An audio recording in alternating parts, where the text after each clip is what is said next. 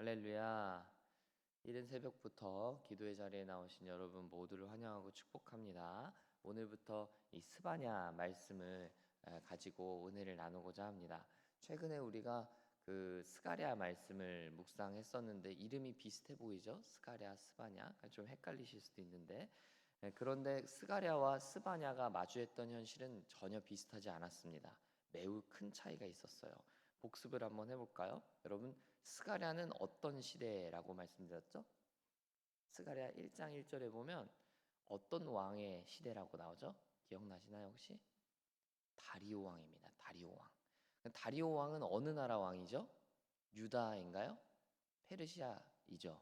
페르시아는 어느 나라죠? 바벨론을 무너뜨린 나라입니다. 자, 그러면 유다를 무너뜨린 나라는 바벨론입니다. 바벨론을 무너뜨린 큰 나라는 페르시아예요. 그러니까 시간도 꽤 지났겠죠. 그리고 페르시아 때 어떤 일이 일어나죠? 고레스가 유다들을 보내주죠. 그래서 예루살렘을 재건할 수 있는 기회를 주잖아요. 그렇죠? 스가랴는 언제예요? 그 재건하기 바로 직전에 그 예언했던 활동했던 예언자였습니다. 반면에 오늘 스바냐는 언제 활동했던 사람이라고 나오죠? 오늘 1장 1절을 보시면 요시야 왕 시대다 이렇게 말하죠. 요시야 왕은 어느 나라입니까? 바벨론 나라인가요? 페르시아? 아닙니다. 유다 왕이에요. 유다 왕. 그 즉 뭘 얘기하는 거예요? 아직 유다가 무너졌다 안 무너졌다? 안 무너졌다. 아직 유다가 살아있던 때다. 망하기 전이다. 이런 얘기죠. 심지어 요시야 때는 어떤 때였냐면 열강들이 이제 교체되기 바로 직전의 시기예요. 거대했던 아시리아가 잠깐 쉬어가는 시대다 볼 수 있는 거예요. 그래서 요시야 때는 유다에 아주 잠깐의 평화가 왔어요. 흔히 요시야가 열왕기 하를 읽어보다 보면 요시야가 종교개혁을 일으킨 이야기들을 보게 되는데 역대하도 마찬가지고요. 요시야의 종교개혁이 가능했던 이유는 주변 열강이 비교적 조용했기 때문이에요. 사실은 요시야가 뭐 훌륭한 것도 있겠지만 사실은 정치적인 외교적인 어떤 분위기가 있었다는 거죠. 여하튼 스바냐는 유다가 잠깐의 평안을 누리는 때에 활동했다는 것을 우리가 기억하고 오늘 본문을 보면 좋을 것 같습니다.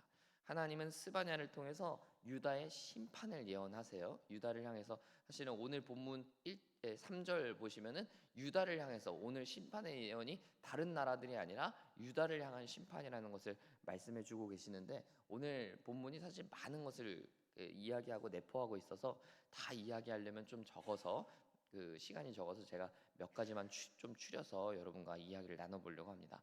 오늘 근데 본문이 좀 길지만 핵심은 여호와의 날이 가까이 왔다. 그리고 유다의 심판이 올 것이다라고 7절에서 하나님이 스바냐를 통해서 이야기하시는 거예요. 그리고 심판이 어떤 이들에게 또 어떤 상황으로 주어질 것인가라는 것을 8절 후반부부터 쭉 이야기를 합니다. 오늘 본문에서 주어지는 심판의 내용들을 세 가지로 나누어서 여러분과 함께 나눠보려고 합니다. 먼저는 12절과 13절, 오늘 본문 12절, 13절 함께 읽어보겠습니다. 12절, 13절 함께 읽겠습니다. 시작. 그때 내가 예루살렘에서 찌꺼기같이 가라앉아서 마음속에 스스로 이르기를 여호와께서는 복도 내리지 아니하시며 화도 내리지 아니하시리라 하는 자를 등불로 두루 찾아 벌하리니 그들의 재물이 노략되며 그들의 집이 황폐할 것이라. 그들이 집을 건축하나 거기에 살지 못하며 포도원을 가꾸나 그 포도주를 마시지 못하리라. 아멘.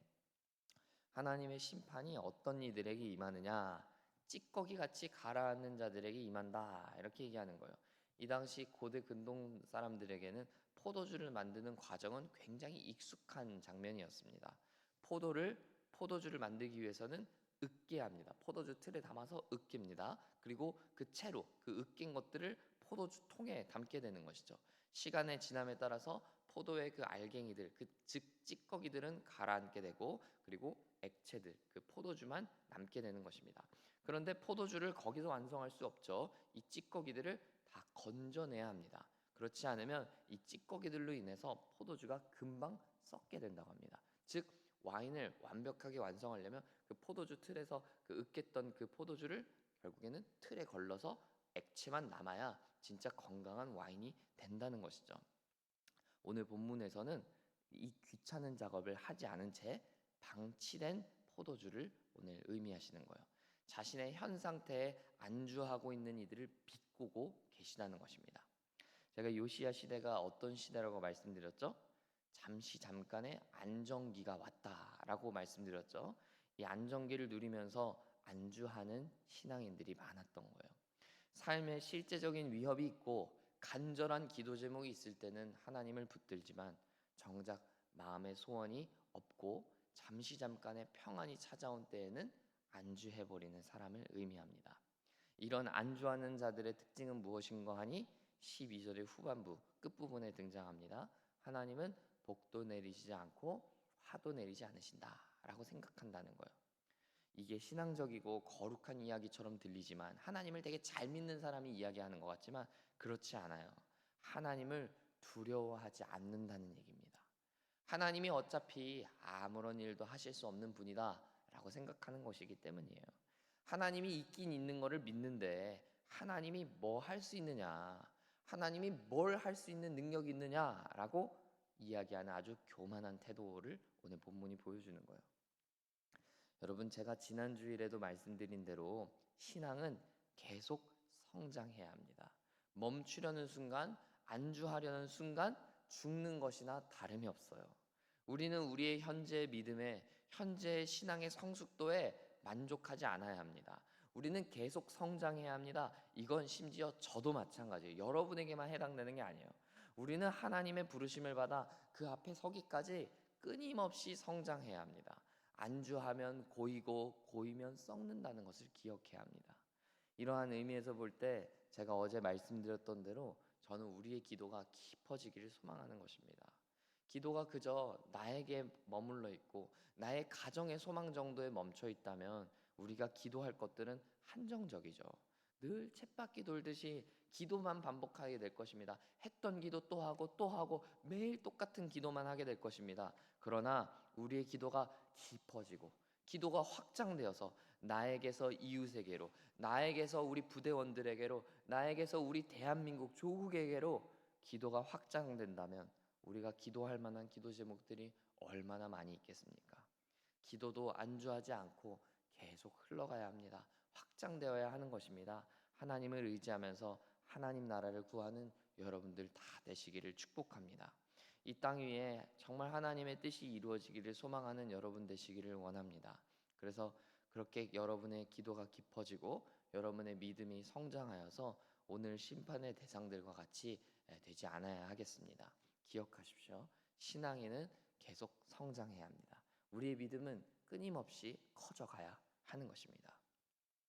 오늘 둘째로 하나님을 의지하지 않고 다른 것들을 의지하는 자들에게 심판이 임한다라는 것을 보게 됩니다. 오늘 본문 8절과 9절을 읽어볼까요? 8절 9절입니다. 함께 읽겠습니다. 시작.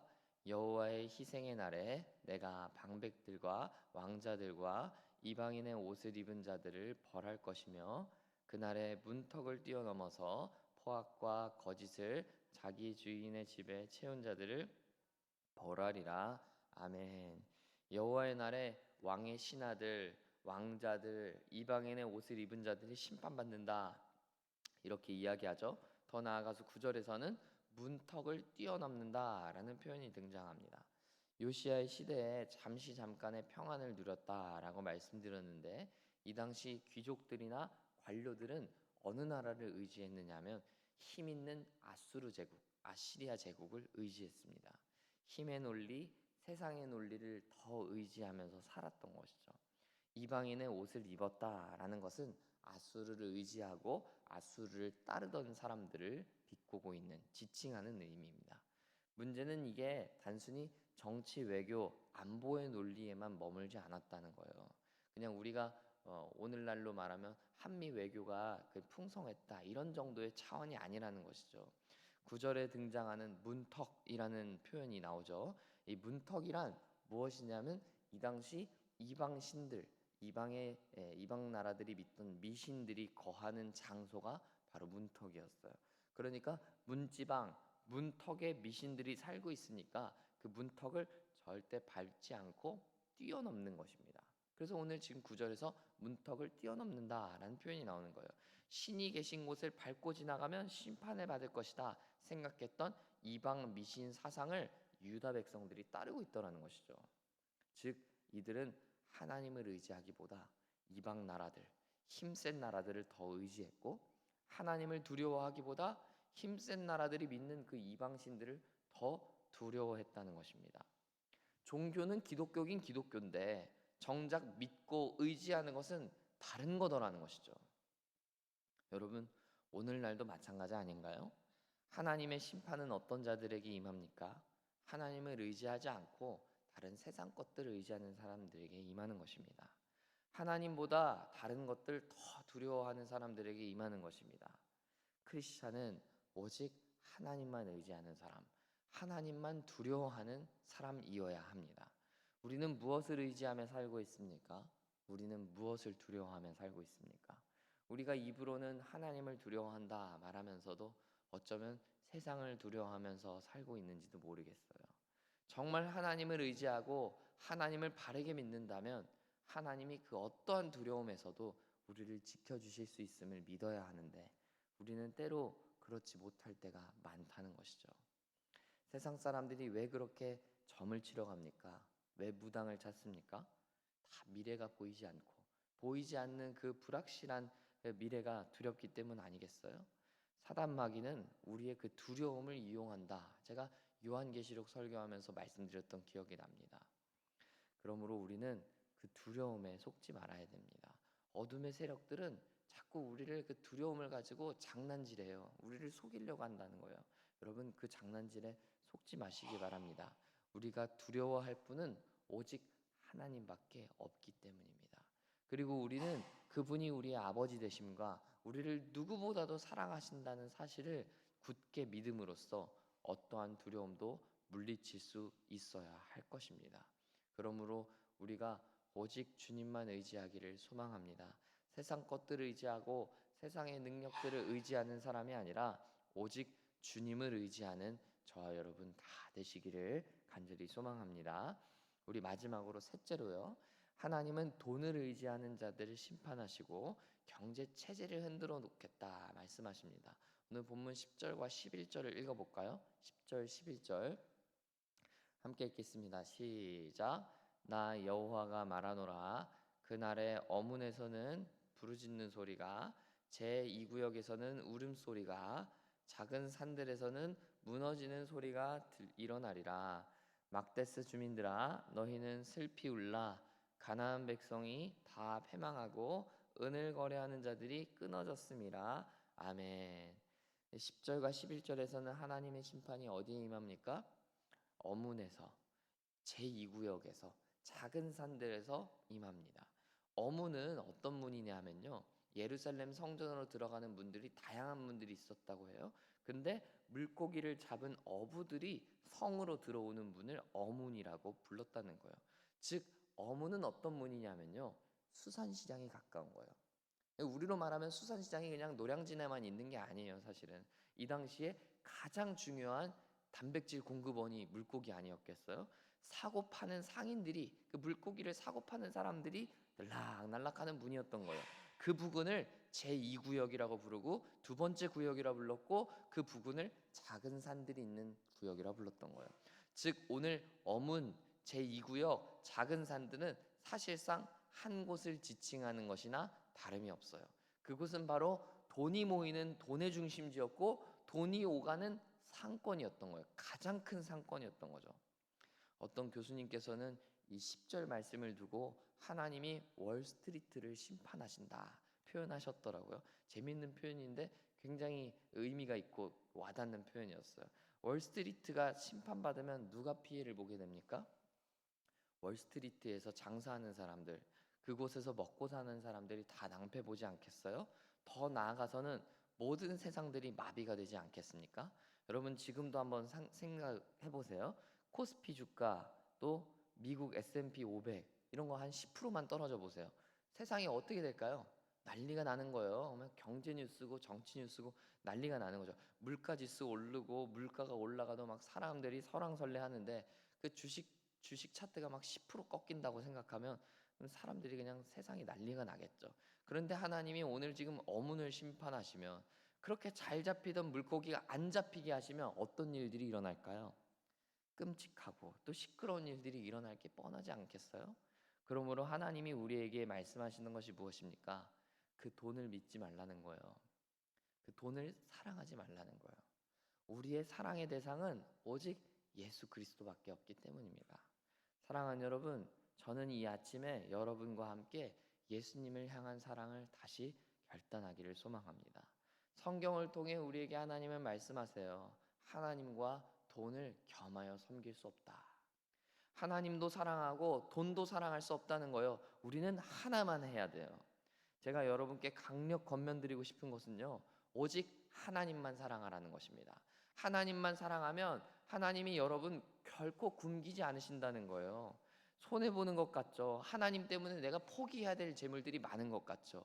그러나 하나님이 여러분들에게 채우기 시작하시면요, 갚아주기 시작하시면요, 사람이 헤아릴 길이 없는 거예요. 그런데 돈을 사랑하는 사람은 어떻습니까?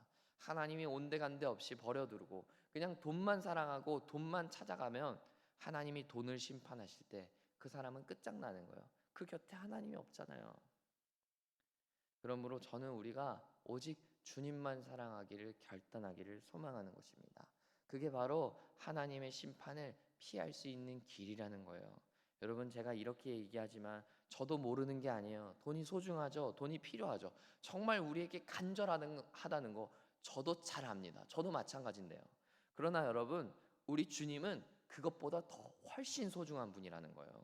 심지어 우리 주님은 돈보다도 더 위대한 분이라는 거예요. 이 사실을 우리가 믿어보자는 거예요. 믿고 하나님께 우리 몸을 한번 드려보자는 것이죠. 하나님은 우리 인생에 어떻게 일하시는가, 하나님이 우리를 어떻게 건지시는가, 살려주시는가, 한번 하나님께 우리 인생을 맡겨보자는 거죠. 여러분, 하나님께 전부를 드린 사람 절대 하나님이 그냥 내버려 두지 않습니다. 하나님이 그런 헌신된 사람을 쓰십니다. 놀랍게 쓰실 것입니다. 이 사실 기억하면서 주님만 사랑하며 주님께만 모든 것 드리는 우리 서산기지교회 모든 식구들 됐으면 좋겠습니다.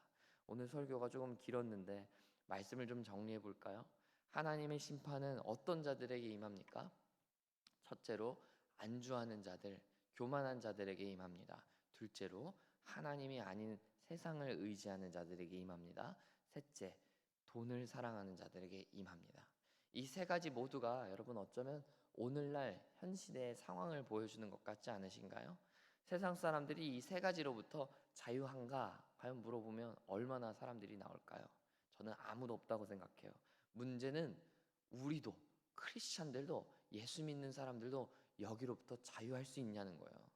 어쩌면 우리도 이 세 가지에 다 걸려 있는지 몰라요. 하나님이 이 세 가지 그물을 다 펼치시면 우리가 그냥 그 그물에 다 걸려 있는지도 몰라요. 여러분, 우리가 정신을 깨어야 합니다. 정신을 차리고 하나님이 심판이 임하는 곳을 얼씬도 하지 말아야 됩니다. 오직 주님만 의지하는 겸손한 사람들, 하나님만 사랑하는 사람들 되어서 하나님께 심판이 아니라 구원을 받고 존귀, 영광을 받게 되는 저와 여러분 되기를 소망합니다. 이 아침 그렇게 결단하면서 새 하루를 여시는 여러분 되시기를 축복합니다. 하나님의 심판이 탁 임했을 때, 세 가지 그물이 탁 펼쳐졌을 때 그곳에 절대로 들지 않는 저와 여러분 다 되었으면 좋겠습니다. 그런 하루, 그런 여러분의 인생 되시기를 간절히 축복합니다. 함께 기도하겠습니다. 하나님 아버지, 하나님이 어떤 이들을 심판하시는가, 하나님의 심판이 어떤 자들에게 임하는가, 또 어떤 상황으로 우리에게 주어지는가 오늘 말씀을 통하여 보게 됩니다. 하나님, 우리의 믿음 생활에 안주하지 않게 하시고 하나님을 오해하지 않게 하시고 하나님보다도 세상을 더 의지하지 않게 하시고 하나님보다도 세상을 더 사랑하지 않는 우리 될 수 있도록 은혜를 베풀어 주옵소서. 사랑하는 우리 성도님들 한 분 한 분을 하나님께서 붙들어 주시고 우리 가정과 우리의 일터를 하나님께서 붙잡아 주셔서 우리가 가는 곳마다 어디에 있든지 하나님 붙들고 하나님 사랑하며 하나님만 의지하는 하나님의 백성들 다 되게 하여 주옵소서. 하나님, 우리의 연약한 믿음을 주께서 아십니다. 하나님, 우리를 붙들어 주시고 용맹하게 하시고 용기 있게 하시고 담대하게 하여 주옵소서. 우리를 날마다 붙드시기를 소원하시는 예수님 이름으로 기도합니다. 아멘.